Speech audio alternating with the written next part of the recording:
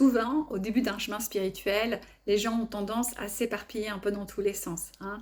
Ils essaient par exemple la lithothérapie, ils vont vers les oracles, ils ont envie de réveiller leur kundalini, ils ont des visions, il y a plein de choses qui arrivent. Alors ça fait partie du chemin, hein, puisque quand on commence à s'ouvrir, eh bien voilà, on accueille ce qui vient. Mais attention, parce que à notre époque, dans cette spiritualité New Age, on aura tendance justement à s'éparpiller de trop et à se perdre, et c'est pas la bonne voie.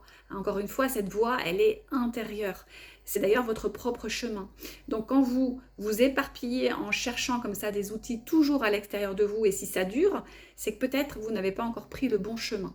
Revenez à l'intérieur de vous et vous aurez une guidance beaucoup plus fine et surtout un chemin, qui va devenir de plus en plus étroit mais plus précis, qui va s'affiner vraiment, qui va être très aligné à vous et pas plein de choses dans tous les sens et en plus qui vont toujours réveiller un petit peu l'ego parce que quand on est dans ces recherches, l'ego il va toujours vouloir revenir à de nouvelles capacités, à des choses un peu extraordinaires à vivre, etc. Et là, on sort du chemin. Donc moi vraiment ce que je vous dirais ici c'est la voie, la vraie, elle est finalement très simple, elle est très centrée, elle est là, et elle est fine, elle n'est pas éparpillée dans tous les sens.